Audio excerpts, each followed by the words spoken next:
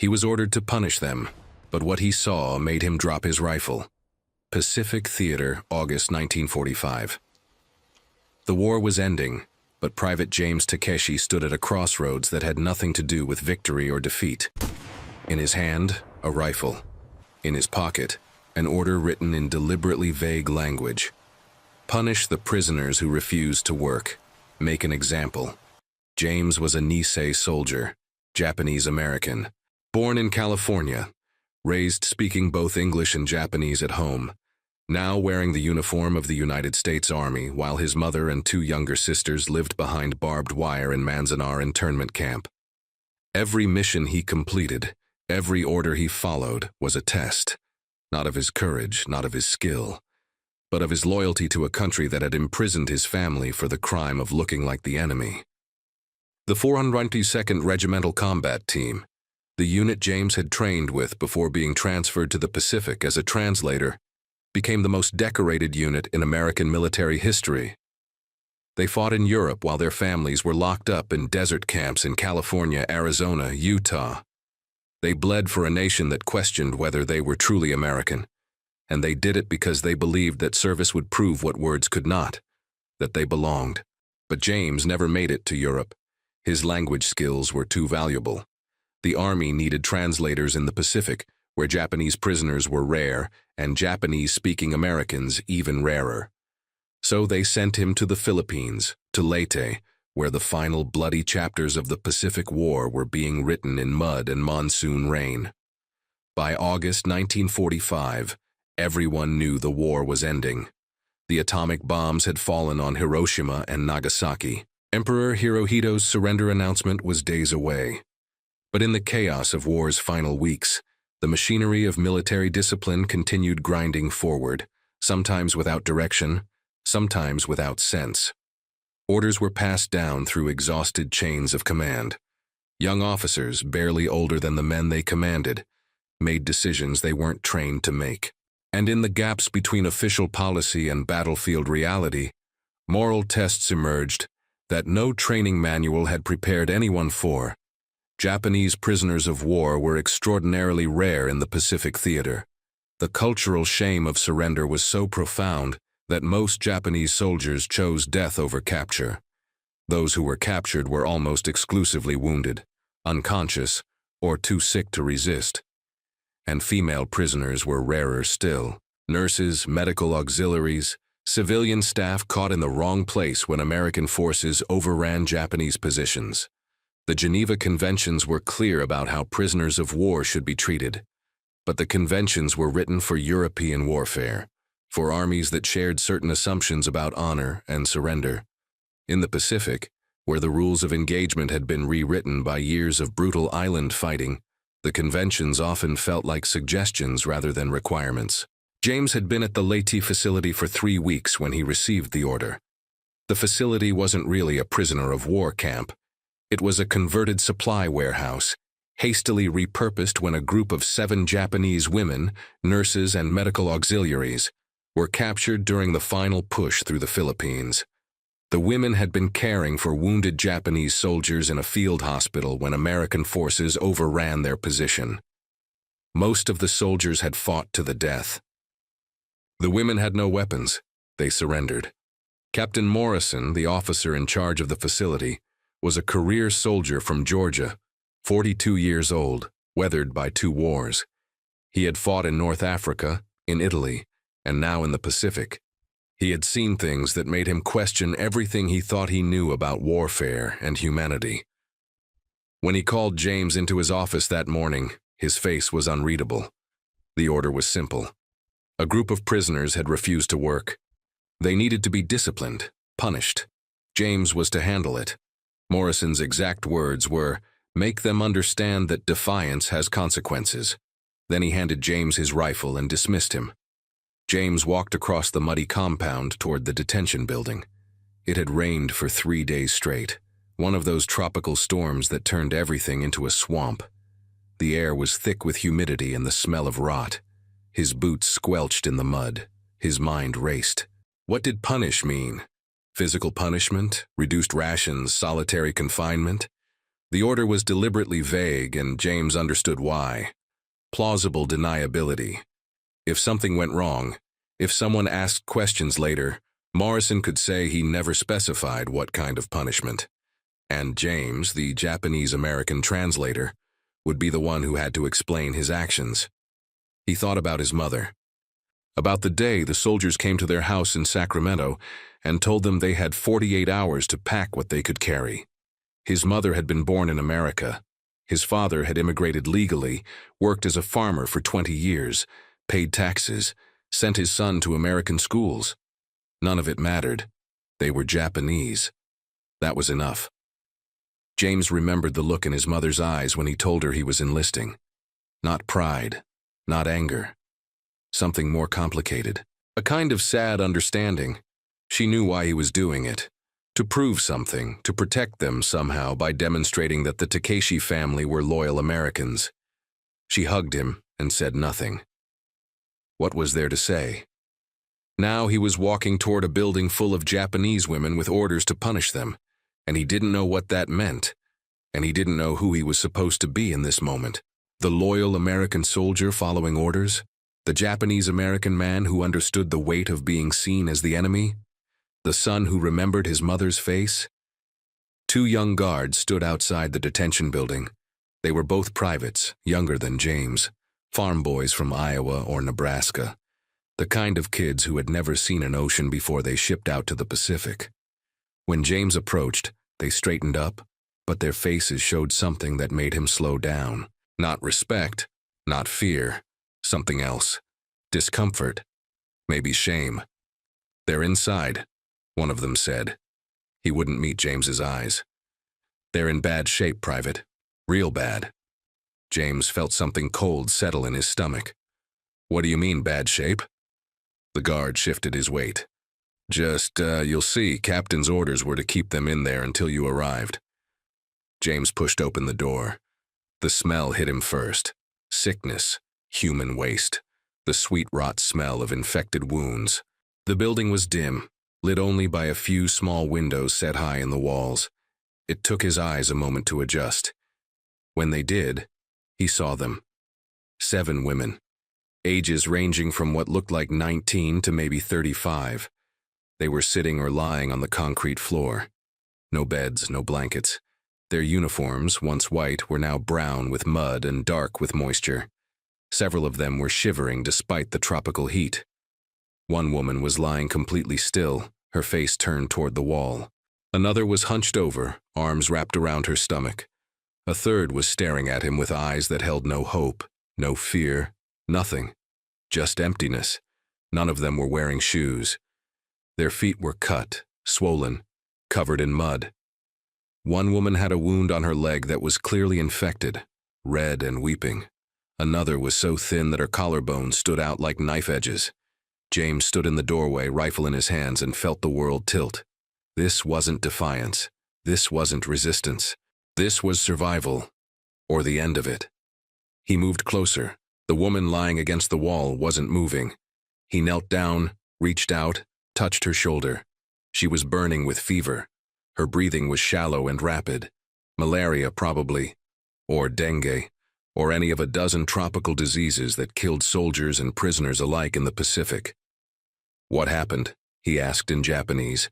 His voice came out rougher than he intended. One of the women, the one who had been staring at him with empty eyes, spoke. Her voice was barely a whisper. "We were ordered to dig drainage ditches. During the storm, we tried, but we couldn't stand. They said we were refusing. They said we were defiant." James looked at her, really looked at her. She was maybe 25. She had probably been beautiful once. Now her face was gaunt, her lips cracked, her eyes sunken. She looked like she weighed 90 pounds. "When did you last eat?" he asked. "Yesterday, rice, a little. Water. This morning." James stood up. His hands were shaking.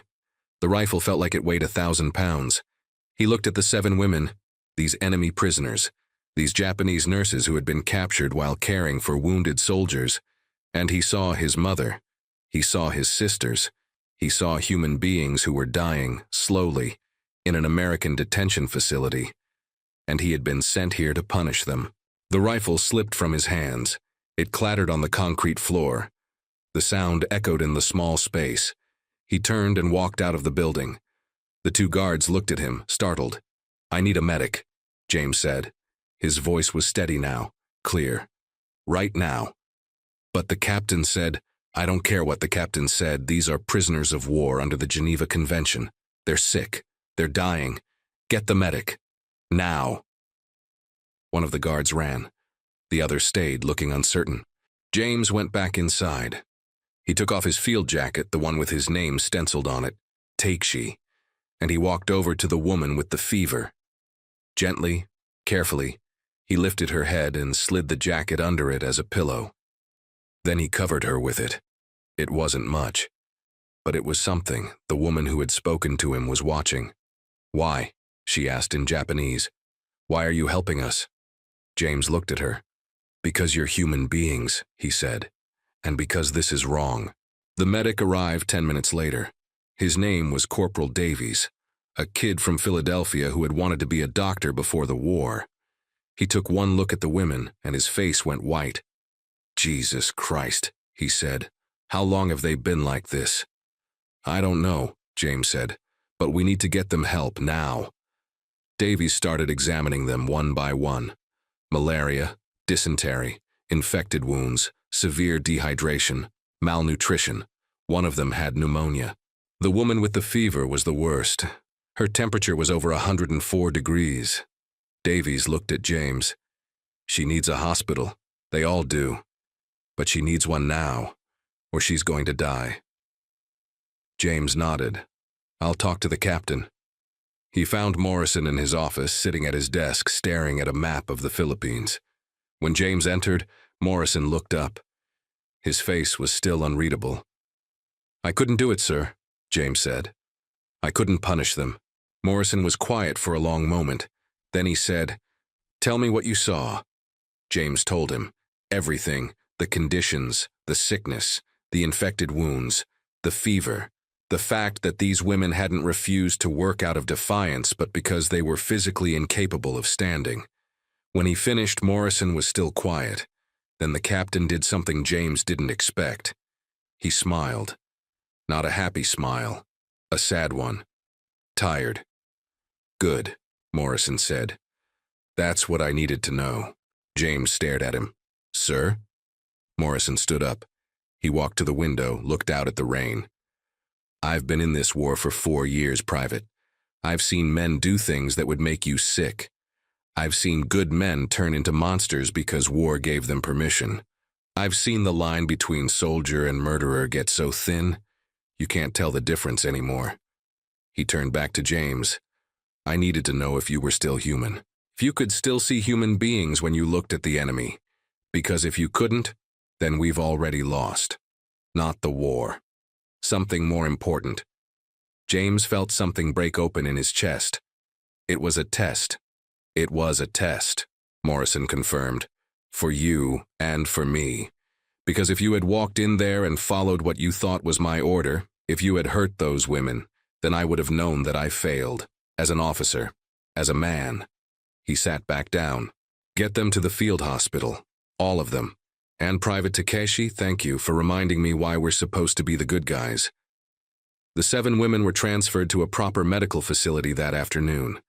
Over the next 2 weeks, they all recovered. The woman with the fever, the one James had covered with his jacket, survived. Her name was Akiko. She was 23 years old. She had been a nursing student in Tokyo before the war. James never spoke to her again. The war ended 6 days after the incident. The women were eventually repatriated to Japan. James went home to California, helped his family rebuild their lives after the internment camps closed, and tried to forget the war.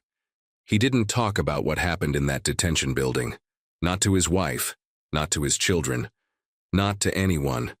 But he wrote about it, in a diary that he kept locked in a drawer for 50 years. And in that diary, he wrote something that would later be found by his granddaughter, a history professor, who would use it in her research on Nisei soldiers and the moral complexities of the Pacific War.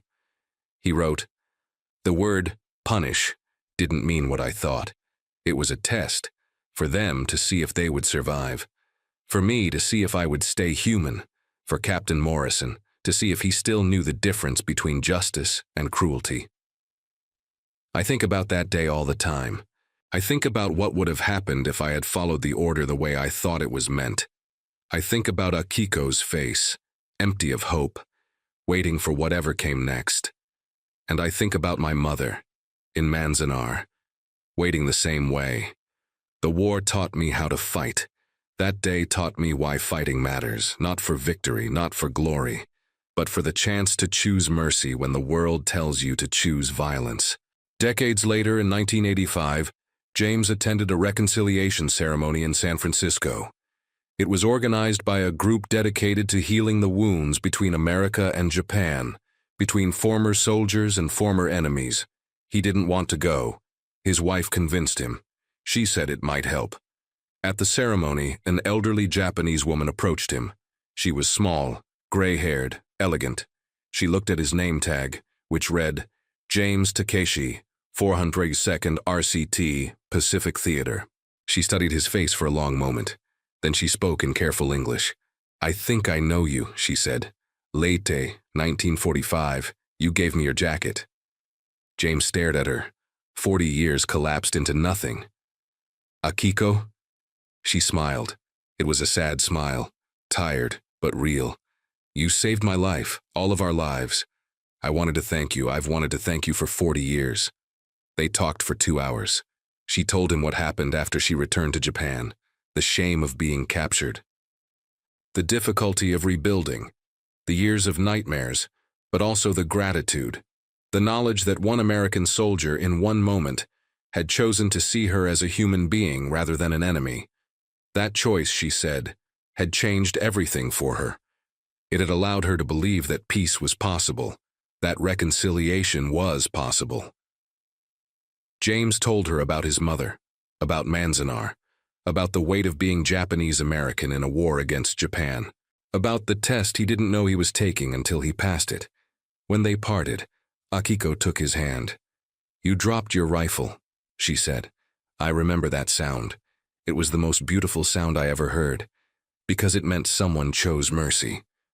James Takeshi died in 1998 at the age of 76. He was buried with full military honors in a cemetery in Sacramento, not far from where he was born.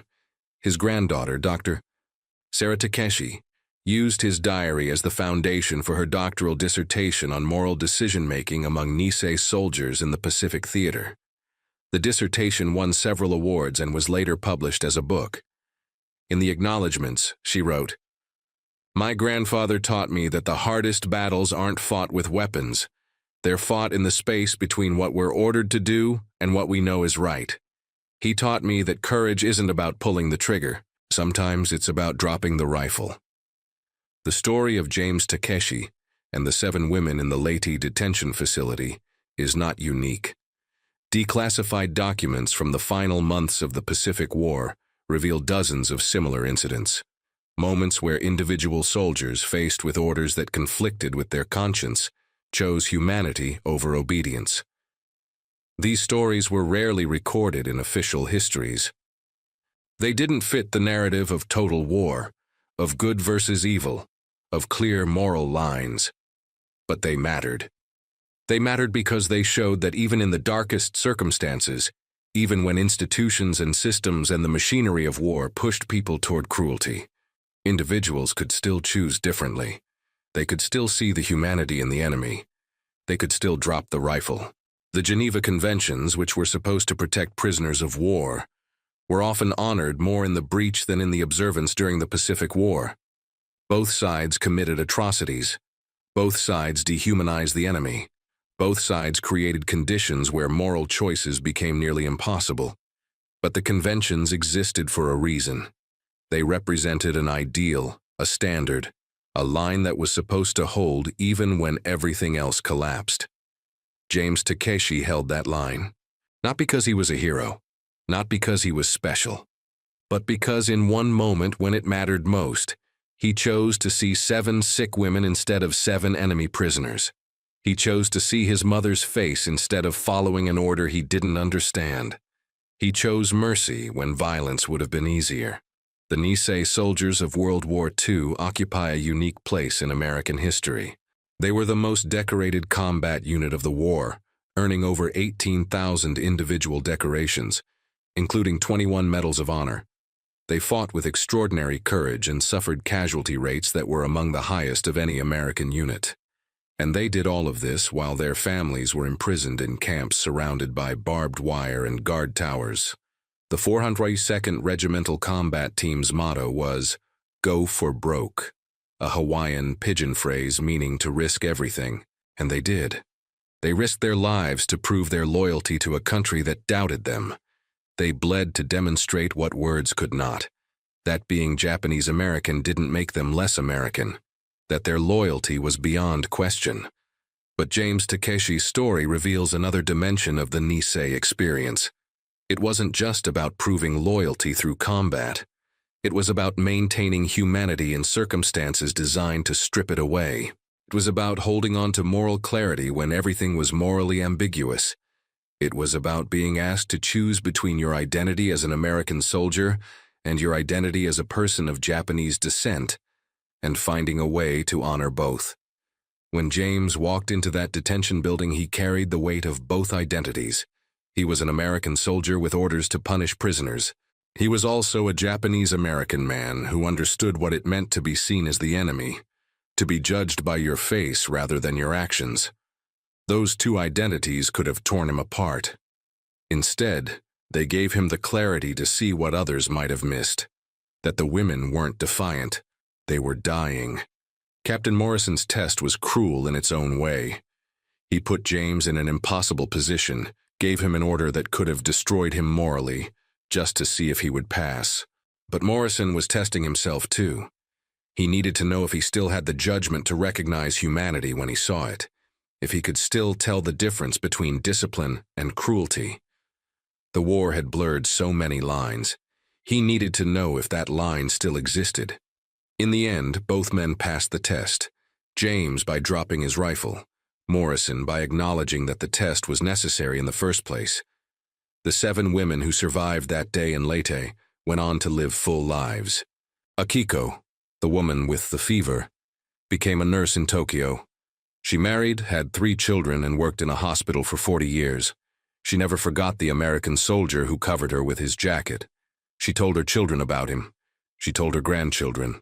She made sure they understood that even in war, even between enemies, humanity could survive. Another of the women, Keiko, became a teacher. She spent her career teaching English to Japanese students, and she always told them about the importance of seeing people as individuals rather than as representatives of their nation or their race. She said that lesson had been taught to her by an American soldier who chose mercy over orders. A third woman, Yuki, became an advocate for peace and reconciliation. She traveled to America several times, speaking at universities and community centers about her experiences as a prisoner of war and about the American soldier who saved her life. She always emphasized that war brought out the worst in people, but it also revealed who they truly were, and some people, even in the worst circumstances, chose to be good. The historical record of the Pacific War is filled with horror. The brutality on both sides was extraordinary. The Bataan Death March, the rape of Nanking, the kamikaze attacks, the firebombing of Tokyo, the atomic bombs.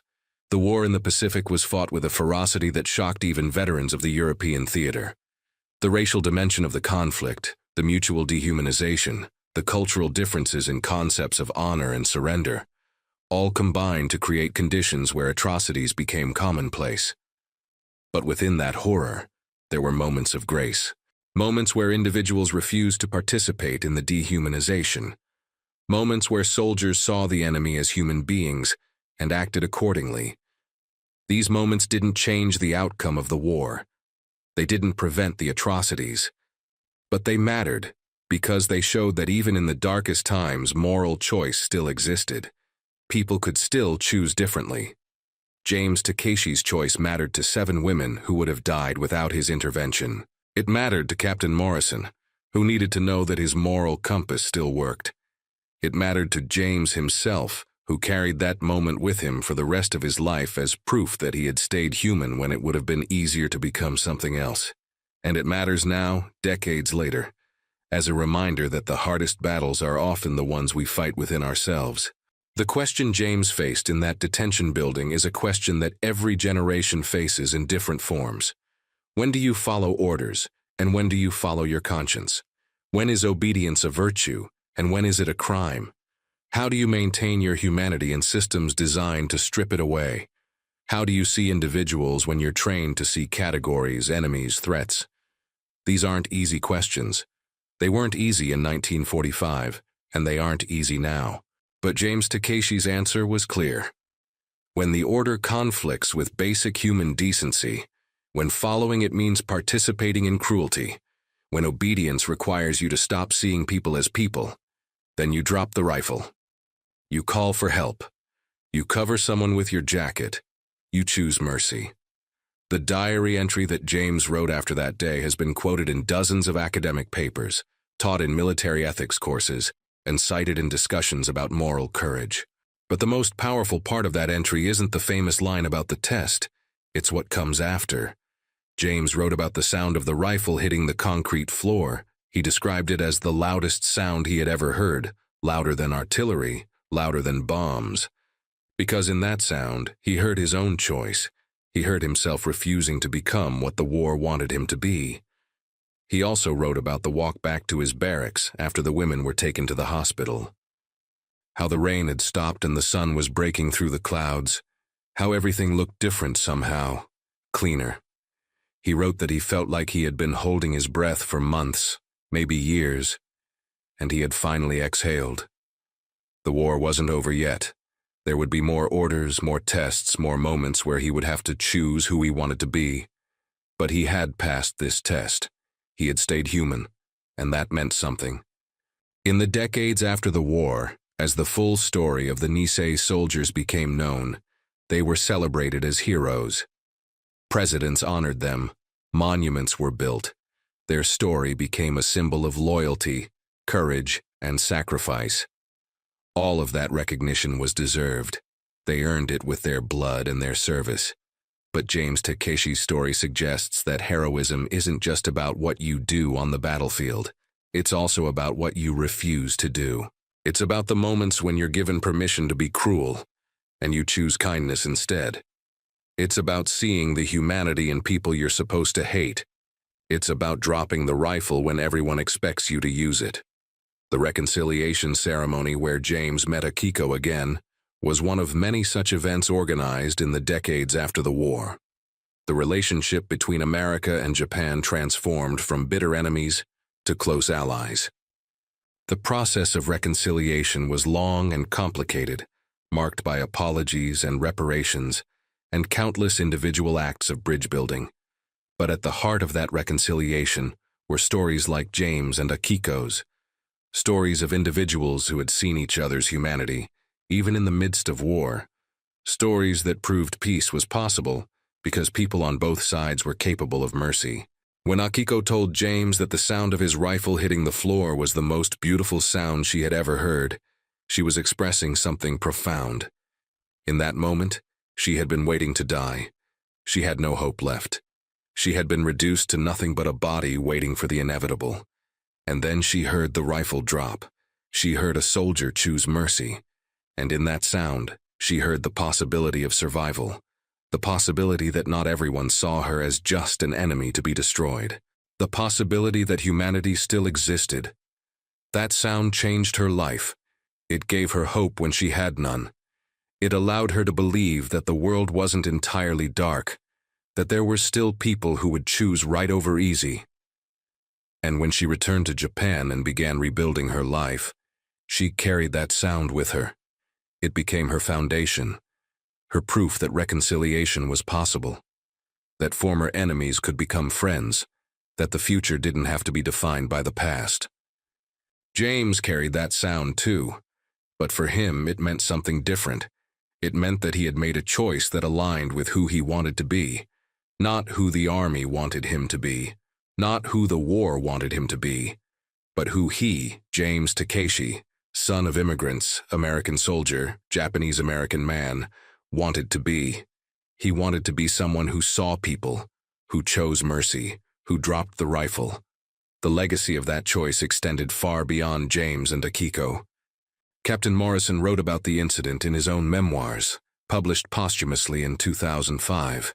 He described it as the moment when he realized that the war hadn't destroyed everything good in the world, that there were still young men who could pass moral tests even when they didn't know they were being tested. He wrote that James Takeshi restored his faith in humanity at a time when he had almost lost it entirely. The two guards who were outside the detention building that day also remembered the incident.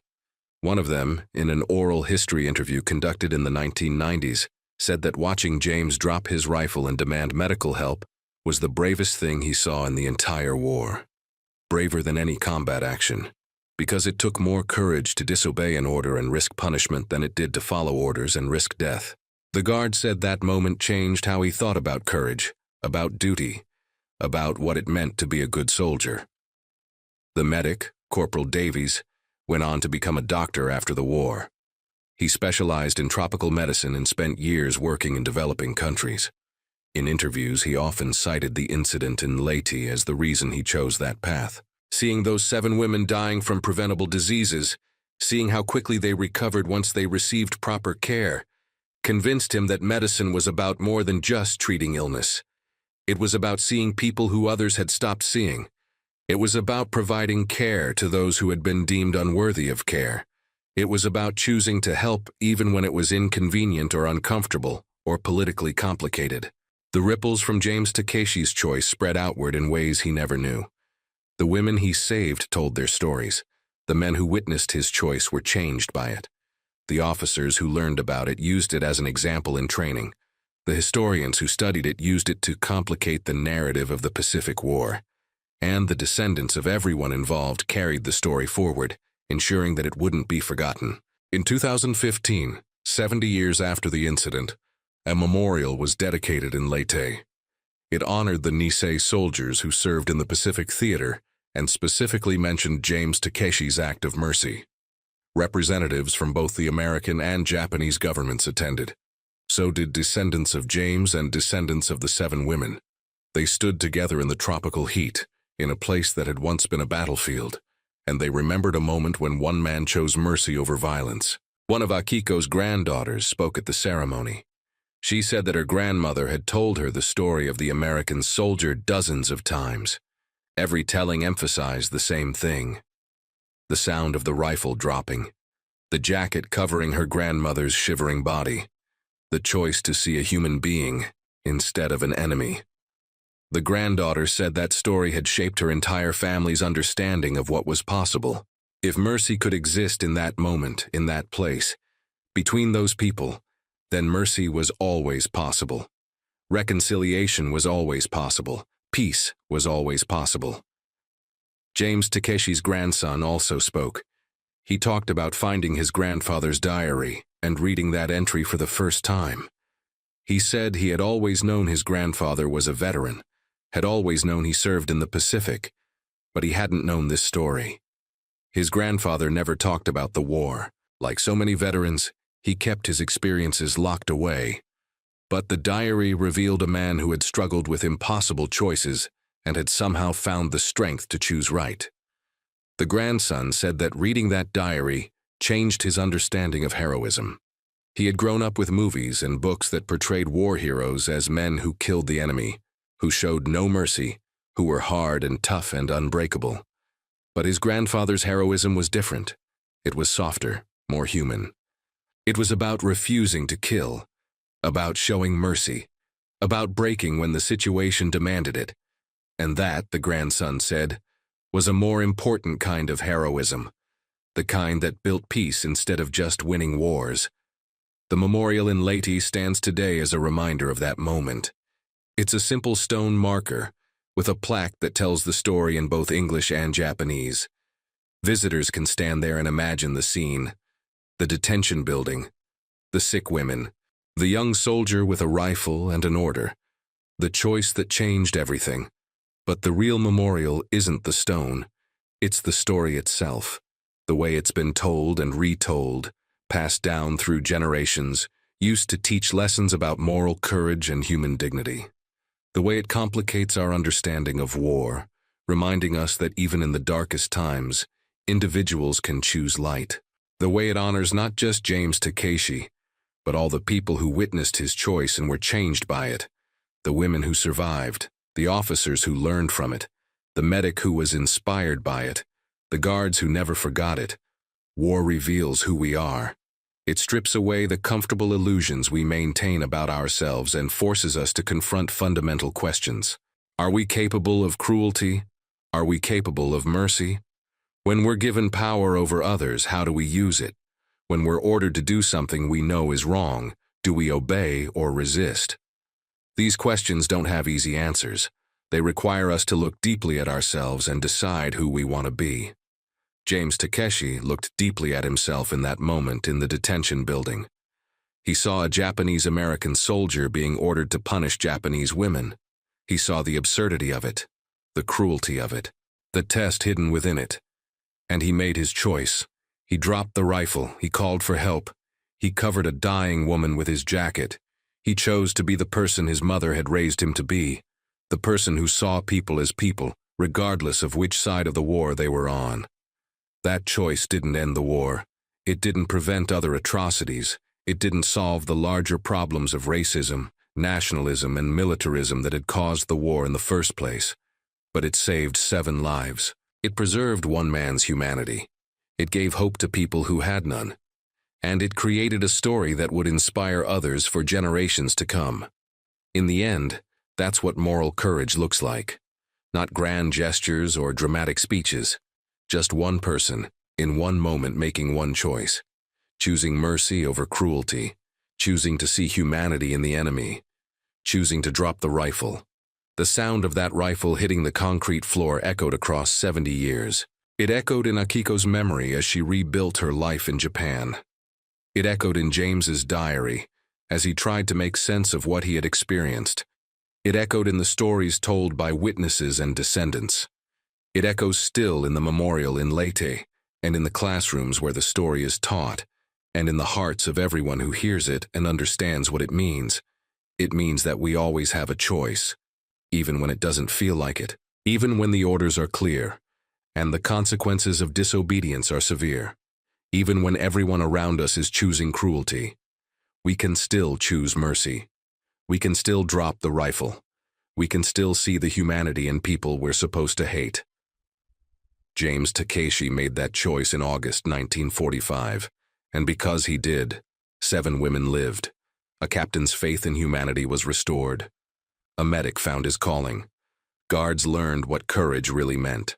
And decades later, descendants of former enemies stood together at a memorial and celebrated the possibility of peace. That's the power of one choice, one moment, one man dropping his rifle and choosing mercy instead. The war ended 6 days later. The women recovered. James went home. Life continued. But that moment remained, preserved in memory and diary and story.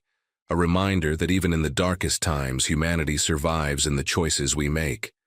He was ordered to punish them. But what he saw made him drop his rifle. And in that sound, in that choice, in that moment of mercy, the future changed. Not for nations or armies, but for 7 women who lived. For one soldier who stayed human. For all of us who hear the story and understand that we too will face our own tests. Our own moments when we must choose between what we're ordered to do and what we know is right. May we all have the courage to drop the rifle when that moment comes. If this story moved you, subscribe to the channel for more untold stories of courage and humanity. Leave a like and share your thoughts in the comments below. What would you have done in James's position?